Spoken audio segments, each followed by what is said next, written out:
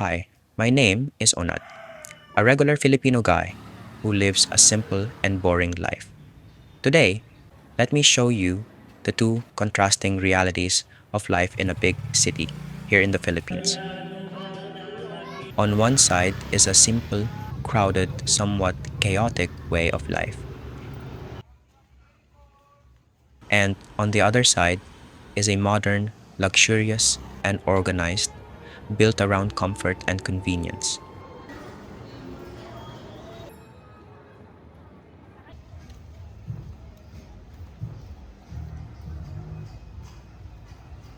This is a typical neighborhood where many ordinary Filipinos like me live. Like many other neighborhoods across Metro Manila, this was originally developed as a planned subdivision style residential area intended to provide housing for families working in nearby commercial hubs. These houses were originally built as row houses.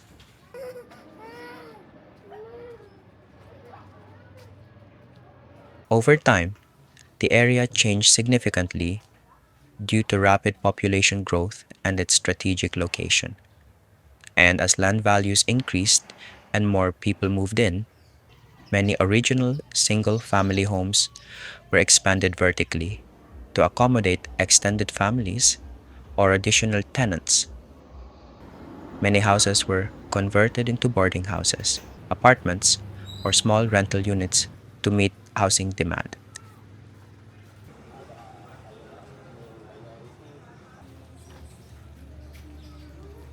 And because of these changes, commercial activity also naturally developed inside the community. Small stores, eateries,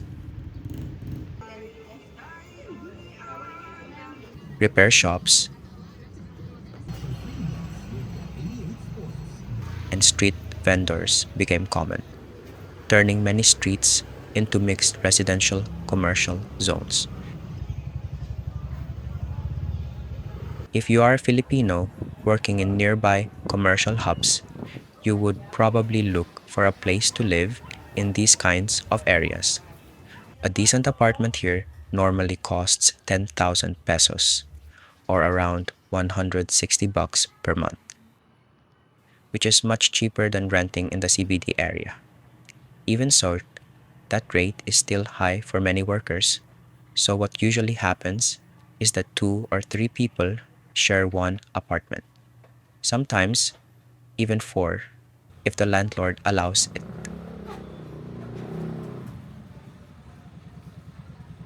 Car parks and garages are not very common in the Philippines, especially here in Metro Manila. As a result, many people who own cars end up parking them along the streets in front of their houses. In some areas, both sides of the road become parking spaces, making already narrow streets even narrower. And it's not just cars. Motorcycles, tricycles, and even jeepneys are often parked along the roadside as well. If you own a car and park it this way, you can expect it to pick up scratches before long, especially if it's brand new. The sari-sari store is one of the most recognizable parts of everyday life in the Philippines. A sari-sari store is a small, convenience shop, usually family run, that sells basic goods in small, repacked quantities. It is a lifesaver, especially when you immediately need something like sugar, salt, or shampoo, or if you forgot to buy something from the supermarket.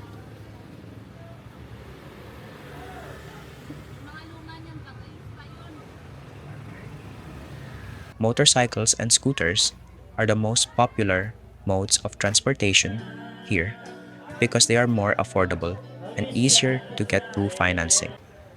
For many Filipinos, owning a motorcycle is much more realistic than owning a car.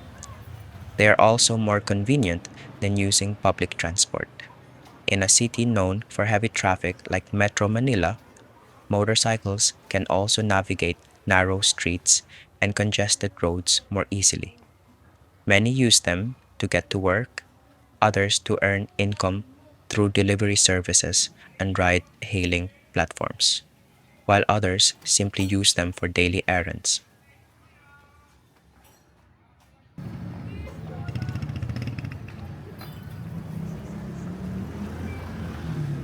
I love buko juice, so I often buy one when I'm out.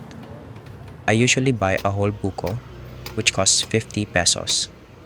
The ones they sell in a jug cost 10 or 20 pesos per cup, but I don't buy them because they often add a lot of sugar and water. It's refreshing, and I prefer the ones with thicker meat because the juice is naturally sweeter.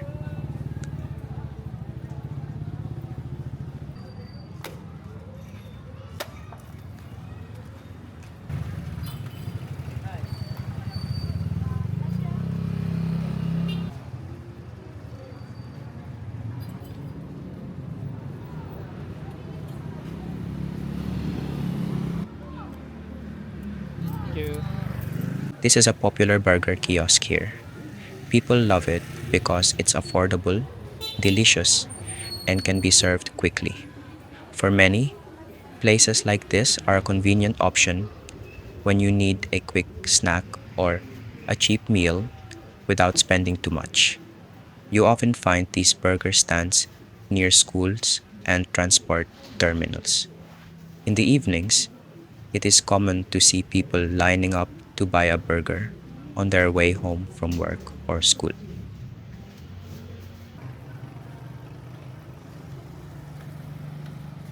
This street will be closed or become a one-way street once school begins for safety purposes.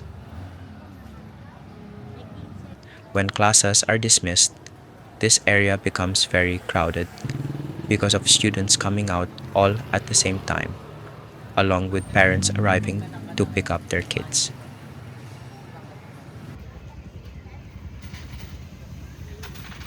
Sometimes, when I don't feel like cooking, I buy ready cooked dinner here. It is actually more economical and convenient because you don't need to buy many ingredients or spend time cooking. This is my gym. I come here to work out maybe 2 to 3 times a week. Let's check out inside.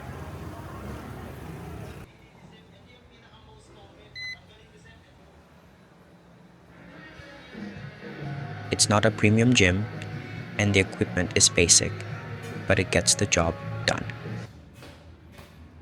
It's also open 24/7, so I can come here anytime, sometimes even late at night, just to avoid the busy hours. I consider this a health investment rather than a luxury. I don't really lift heavy, just enough to maintain my health and sanity. I pay around $9 monthly.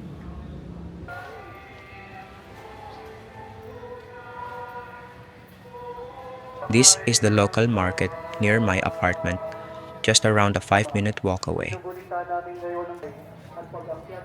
I usually buy my fruits, vegetables, fish, and meat here. It's convenient, generally cheaper, and the fruits and vegetables are fresher compared to those in supermarkets.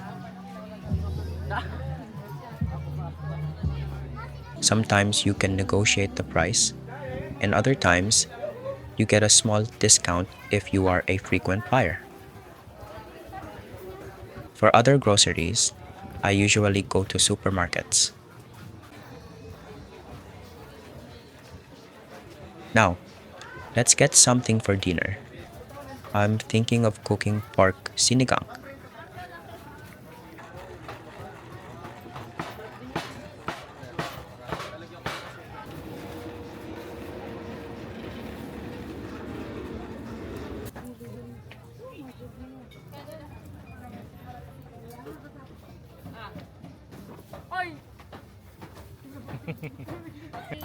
Ay, Ten. 75 na lang. Thank you.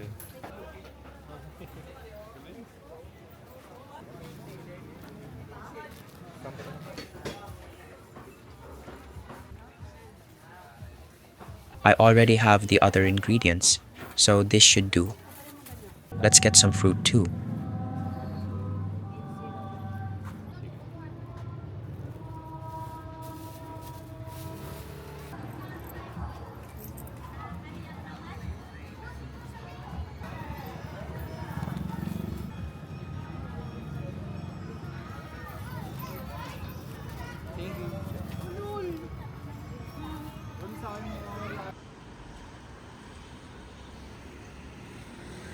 Just a couple of minutes from where we were earlier is this high rise condo community. The roads are wide and clean, and everything looks and feels very modern. The environment is quiet, organized, and well maintained, with security personnel, landscaped walkways, and tall buildings that reflect a more upscale way of living. You can sense the luxury just by walking through the area, as everything feels more structured and intentional compared to the busy streets outside. Establishments such as supermarkets, salons, banks, and restaurants are located on the ground floor for the convenience of the residents. Technically, this is still part of the same barangay as the area we visited earlier, but here it feels like a completely different world. The contrast is night and day. Just a couple of minutes away, you suddenly find yourself in a space that feels calm, exclusive, and highly developed.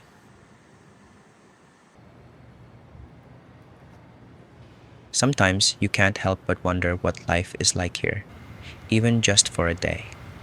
Waking up in a high rise unit, looking out at the city skyline, and experiencing a quieter, more comfortable version of urban living that feels so close yet so different.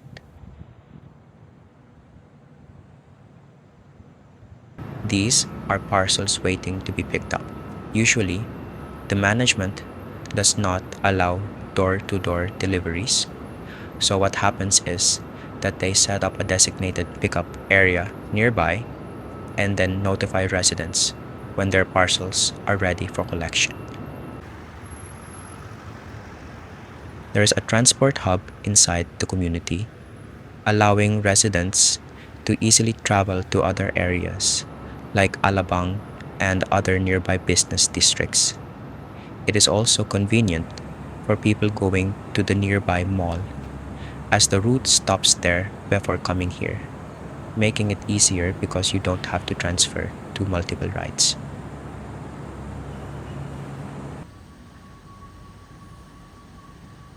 This is the Venice Grand Canal Mall. It's an Italian inspired lifestyle mall and a very popular destination in Metro Manila. It was designed to resemble parts of Venice, Italy, featuring a man made canal, gondola rides, Venetian style buildings, and replicas of famous landmarks such as the Rialto Bridge and St. Mark's Campanile. Let's check out inside.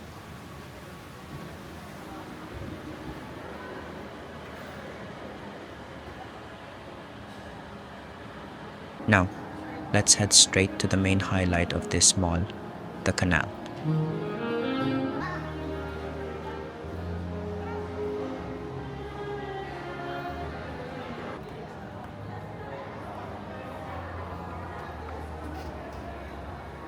This is the main theme and centerpiece of the mall, the canal.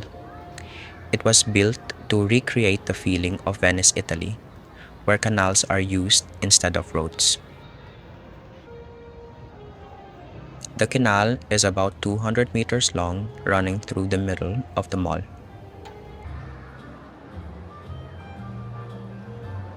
One of the main attractions here is the gondola boat ride.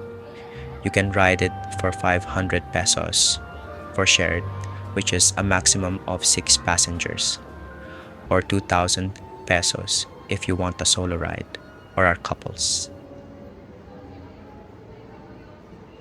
One reason the mall became popular is because it looks very different from typical Philippine malls.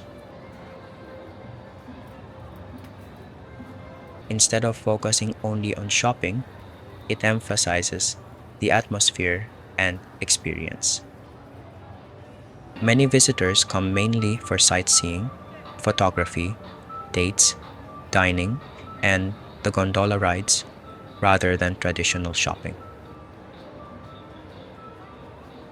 The canal area, especially at night when the lights reflect on the water, is the mall's main attraction.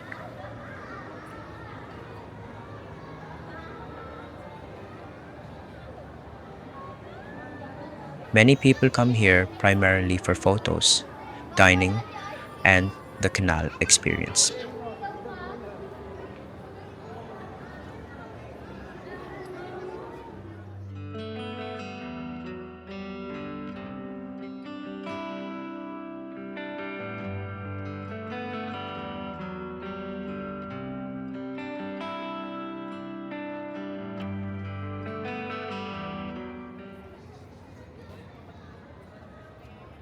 Inside, there is also a small park where people can relax and children can play.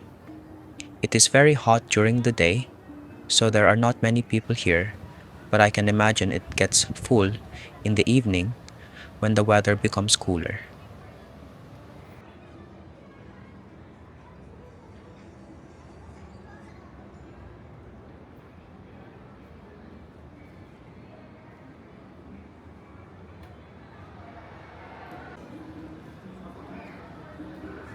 Uniqlo is where I usually buy my clothes, especially work clothes. The price is reasonable and the quality is decent. However, I have recently noticed that prices have become more expensive. It used to be more affordable compared to other mainstream brands. Also, it can be unpredictable at times. If you find a design that you like, there is a chance it will suddenly no longer be available the next time you come back to buy it.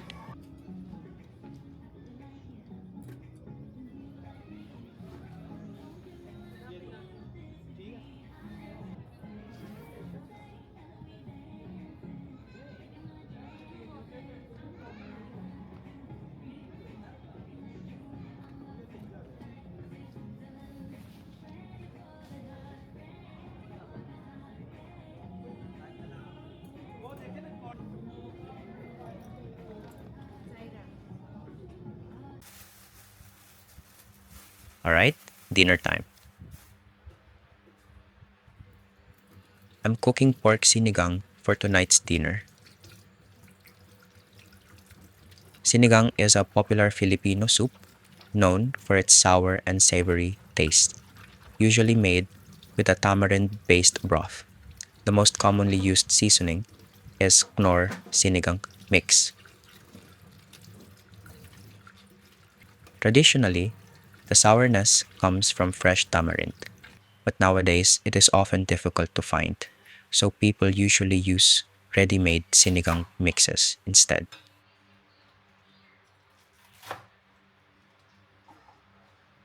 The main ingredients typically include meat such as pork or seafood, like fish or shrimp, along with vegetables such as kangkong, radish, eggplant, tomatoes, onions, and string beans.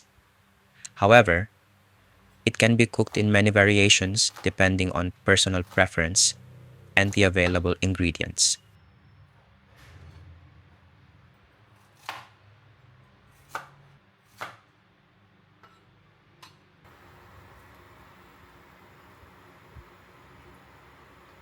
First, I'll saute the onion.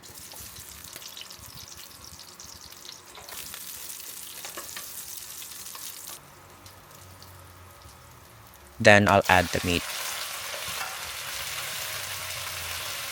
I'll continue sauteing the meat until the fat renders and it turns brown.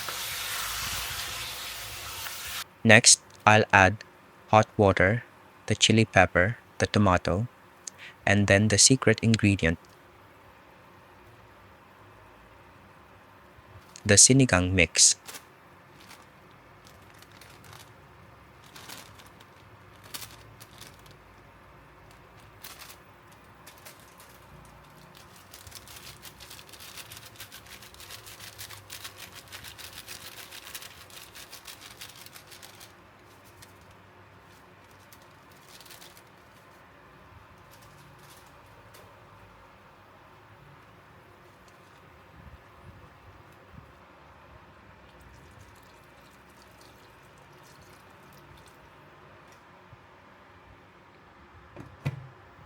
Then I'll set the heat to medium and let it simmer until the meat is cooked.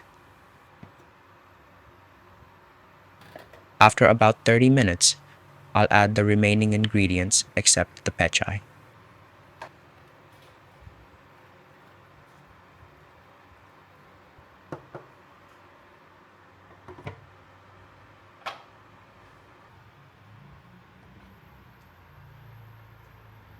Once everything is cooked, I'll add the pechay.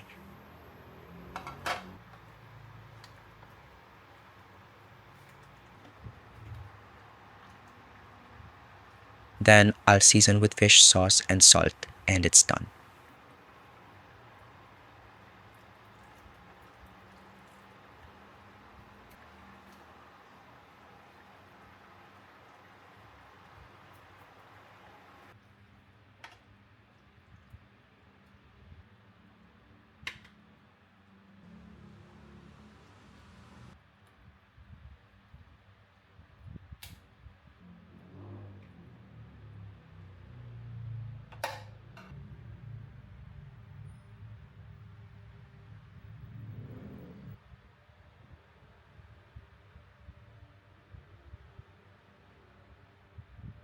Sinigang is typically served hot with rice.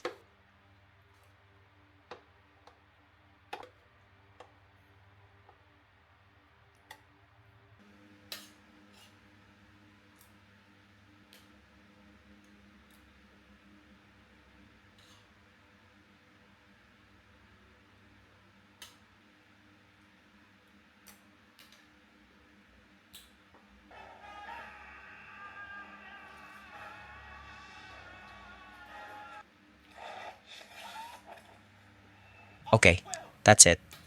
Thank you so much if you watched all the way until the end. Cheers.